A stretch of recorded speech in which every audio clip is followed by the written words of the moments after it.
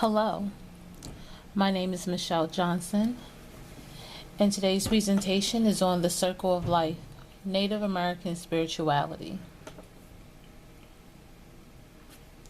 The other day I had the pleasure of meeting and speaking to Wayne William Snellgrove. He's a medicine man.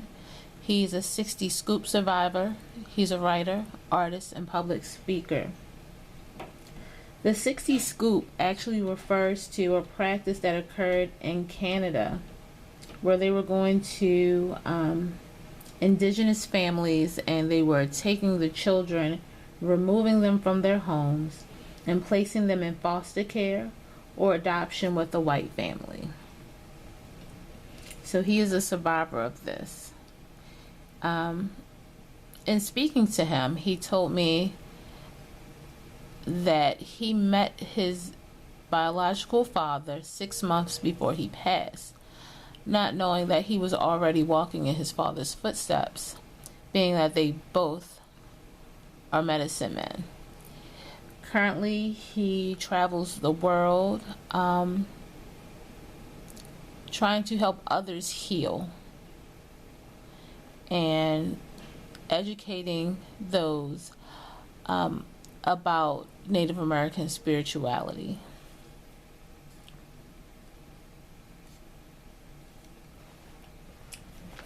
So, in asking Mr. Snellgrove, some questions, I asked him, how do Native Americans view spirituality? He said, we don't view it, we live it. We live it every day. They live by 7 principles. They have agreements with the walk of the river. There are certain natural agreements and laws that they have to maintain. Just to sum up some of the principles, he said living in harmony, living within love, within law, live with energy around them, do not apart from the seasons, that they are a part of them.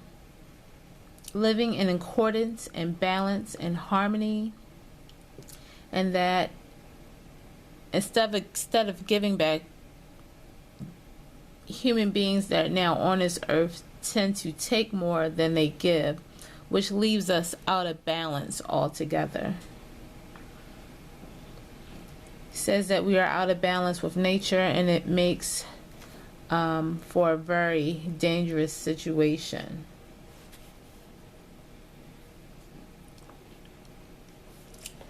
I asked him, what would it actually take for us to become back in harmony? He said he spoke to the spirits and that it would have to be a great cosmic change. And he said it is a great cosmic change that is about to happen soon. It's going to be a spiritual shift. This was what he actually said. It was going to take a spiritual cosmic shift. And that we need to understand and be reminded of what we do to the earth is what we do to ourselves. And that it is a healing process that we need to be a part of in order to change. So in asking him, Mr. Snellgrove, what are some cultural dynamics that should be considered when working with indigenous people within a community? Said cultural awareness, which is something that is not new to us because we've been going over this within several classes, and we know that we need to be culturally aware in order to be respectful of the different cultures, and not to do or say something that may offend someone else. So he said going into an indigenous community, because of the history, because of what they are taught, especially if the person coming into the community is Caucasian, they're not going to be willing to open up to them because of what history has taught taught them of what has been done to their people. But really being a culturally aware, you would know that you should bring something. He said you should bring tobacco as a way of opening the door to a path that is currently not open. If not tobacco, then sage or soup. So what you actually are looking at on the screen, on the left of the screen, is actually tobacco, and to the right is a sage stick. The sage stick is what they use for smudging. Smudging actually opens, it's a ceremony where the pathways are open depending on what type of sage you have, because what you're looking at is white sage. There's actually blue sage, and they're all used for different types of ceremonies. But bringing sage or soup or tobacco is a way of opening the door and clearing the path. So when that is done, it is in hopes that the elder of the community would see this, that you're trying to open a pathway of communication, and would grant you access. Okay, and then asking, finding out how spirituality within Native American community view life and death. He said for them it's just a changing of the world. So for them, for Native Americans, they believe that the spirit is already here before it was in a vessel. So the spirit is born into a vessel, and when that vessel actually dies, that the spirit lives on and it goes on to another world. And there are actually ceremonies that they do in order to prepare that spirit to go on to the other world. And not just any medicine man or medicine woman can actually conduct these ceremonies. You have to be fully trained on how to do these ceremonies. Otherwise, that person may be hurt.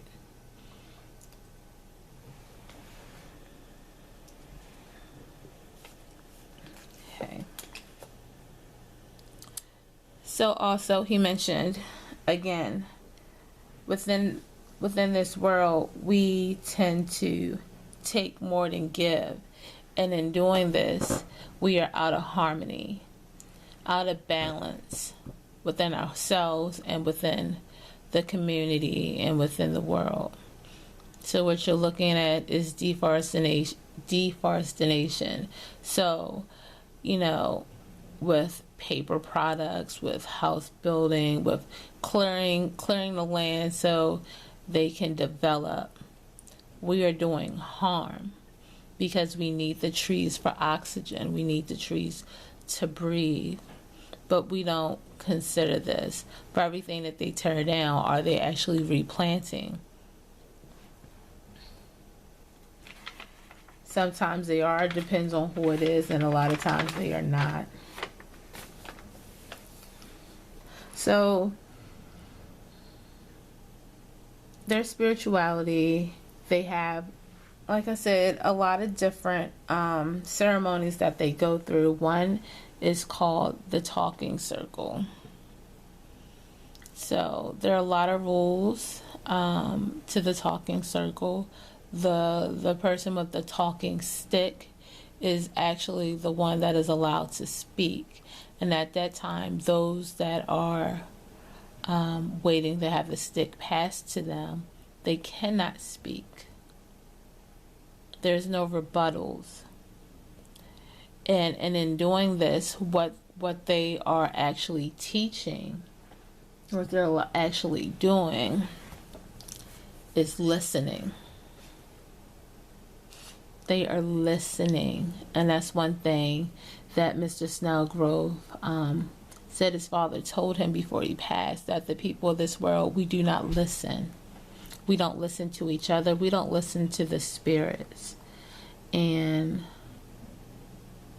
that he was telling me during our talk on the phone that a lot of the younger generation has gotten away from their ceremonies.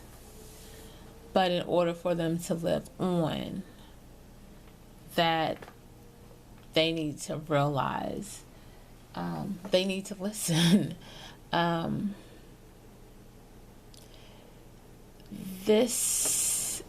The actual conversation we had, because we spoke about the questions in the interview, and then we spoke about some other things in regards to life in itself.